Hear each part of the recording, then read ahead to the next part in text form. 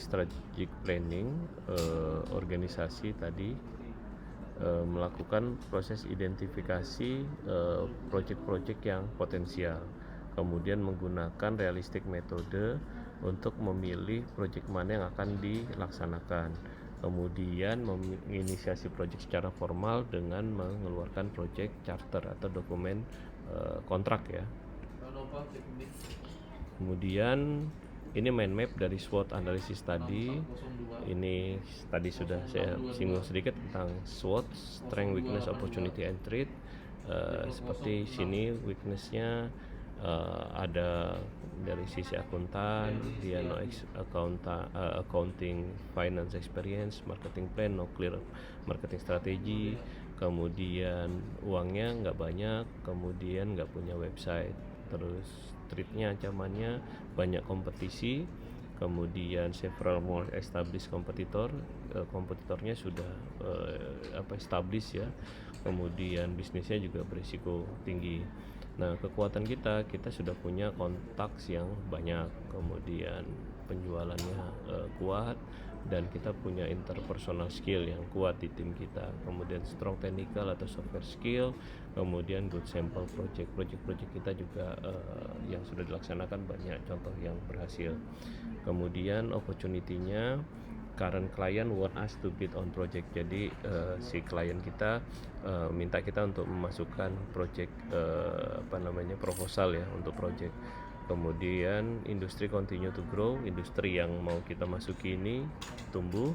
Kemudian two major conference, akan ada 2 konferensi untuk mempromosikan apa yang mau kita kerjakan. Jadi ini analisisnya. Kemudian ini information technology planning process. Jadi information technology planning stage mulai dari resource allocation, project planning, business area analysis, information technology strategic planning. Jadi kita dari paling bawah kita mengalokasikan sumber daya kita memilih informasi teknologi project, assign resource ya. Kemudian kedua, project planning, mendefinisikan potensial project, mendefinisikan ruang lingkup project, apa saja keuntungannya, kemudian apa saja nanti kendala-kendalanya. Kemudian di area bisnis, dianalisis dokumen kunci bisnis prosesnya, kemudian apa keuntungannya yang mungkin diambil dari penerapan teknologi informasinya. Nah, kemudian di information technology strategic planning, informasi yang ketat dari teknologi strategi untuk misi dan visi dari organisasi. Kita mengidentifikasi area kunci bisnisnya. Nah, ini kalau di sini IT planning stage-nya, di sini result produce-nya, hasil yang dihasilkan. Kemudian ini ada best practice tahun 2013, survei mengidentifikasi perusahaan yang paling dikagumi dari kemampuan mereka mengaplikasikan IT yang terkait dengan kapabilitas bisnis untuk competitive advantage. Jadi bahwa tahun 2013 surveinya itu menjelaskan bahwa perusahaan-perusahaan yang paling dikagumi itu adalah mereka yang mampu mengaplikasikan IT yang berkaitan dengan kemampuan bisnisnya. Best practice dari company meliputi customer driven IT esensial, jadi mendrive customer untuk menggunakan IT ini masih esensial. Kemudian IT can enable branding and customer recruitment, jadi bisa membranding dan merekrut customer. Jadi bagaimana teknologi kemudian bisa meningkatkan customer. Kemudian IT juga tadi mampu mengimprove semakin baik dari organisasi kita atau usaha kita. Nah, ini metode untuk memilih sebuah project. Biasanya ada beberapa project yang available, tersedia di dalam satu waktu, dan sumbernya juga terbatas di dalam kita mengimplementasikan project tersebut. Metode untuk memilih project diantaranya, 1, focusing on broad organizational need. Jadi kita fokus kepada kebutuhan dari organisasi, apa yang paling dibutuhkan organisasi. Kemudian mengkategorisasikan IT project dimasuk kategori apa, kemudian melakukan perhitungan keuangan, analisis keuangan, atau menggunakan salah satunya adalah net present value. Kemudian bisa juga menggunakan weight scoring model penghitungan pembobotan, skor pembobotan. Kemudian bisa juga menggunakan balance scorecard. Nah, kalau focusing on broad organization need, kita fokus kepada kebutuhan organisasi secara luas ya. Ini biasanya sulit untuk menyediakan justifikasi. Justifikasi itu alasan yang sangat kuat bagi IT project, tapi setiap orang setuju bahwa mereka semuanya berharga. It's better to measure gold roughly than to count pennies precisely. Jadi kalau di sini kan kita lebih baik mengukur emas yang dalam bentuk bongkahan daripada mengukur penny, uang receh ya, secara precise. Lebih mudah menghitung uang penny secara precise, secara tepat, tapi angkanya pasti jauh lebih sedikit dibanding kita mengukur emas yang bentuknya bongkahan. Ada 3 kriteria bagi sebuah project yang sangat penting. Pertama, adakah kebutuhan kita untuk melakukan project itu. Kemudian yang kedua, kalau sudah kita butuh, kemudian kita punya duit nggak untuk mendanai pengembangan projectnya. Kemudian yang ketiga, ada nggak strong will atau keinginan yang kuat atau kebijakan yang sangat kuat dari terutama kepemimpinan atau leader kita, bahwa yang akan nanti membawa project itu menuju kesuksesan. Nah, ini tadi kan kita bicara tentang mengkategorian, jadi providing strong justification for IT project. Kemudian ini tadi kita membagi categorizing information technology project. Jadi kita mengkategorisasikan IT project.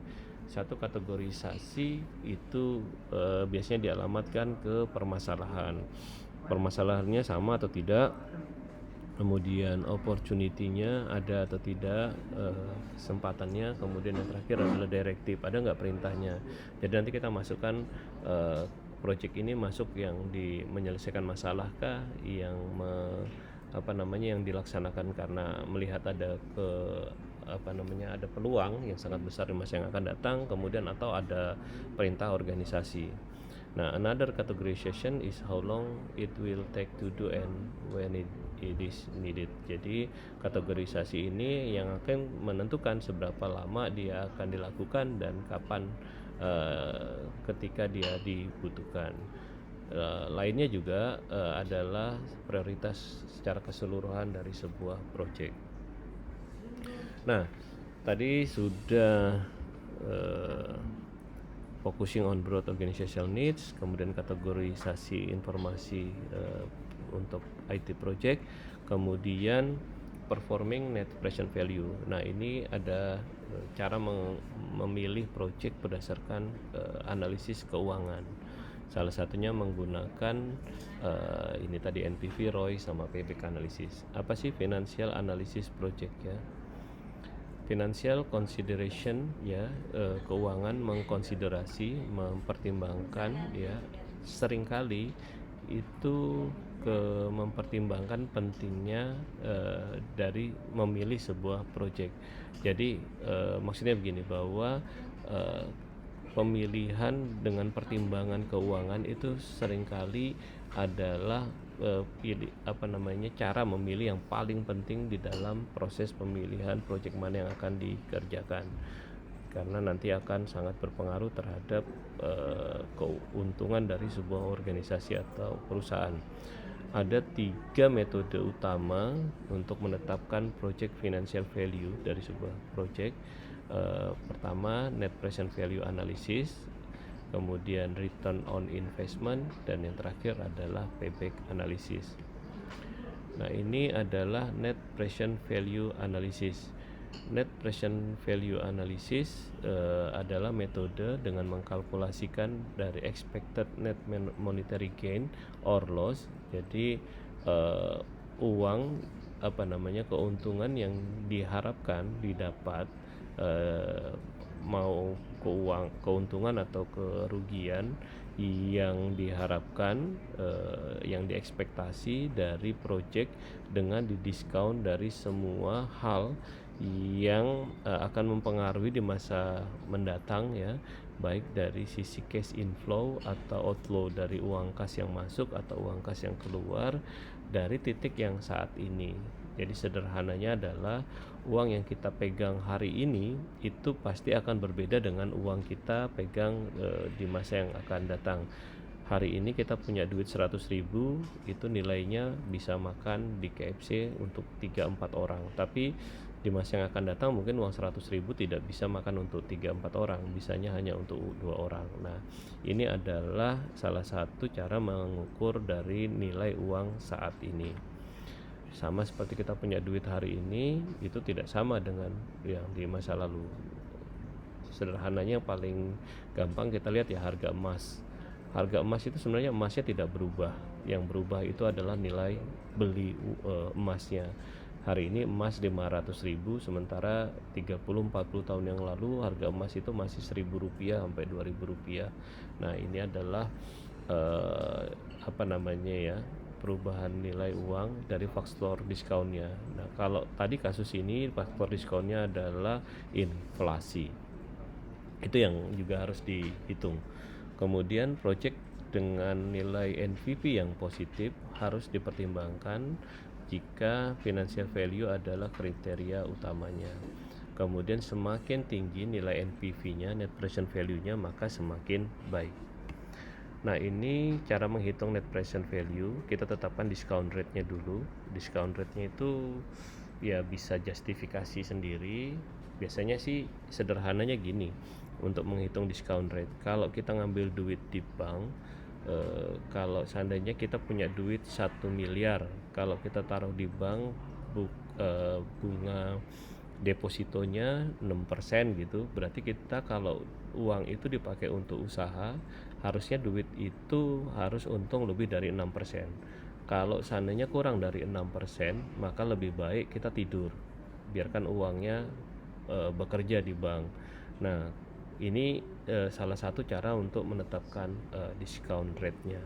Nah, di sini ditetapkan 10% discount rate-nya. Jadi duit kita yang saat ini nanti kalau di masa yang akan datang itu didiskon 10% setiap tahunnya gitu. Kurang lebih cara ini analoginya. Nah, di sini kita akan membandingkan dua project yang berbeda, project 1 dan project 2. Nah, project ini multi year, akan dilaksanakan selama 5 tahun, dan kita akan menghitung di sini benefits, keuntungannya. Di tahun pertama jelas tidak ada.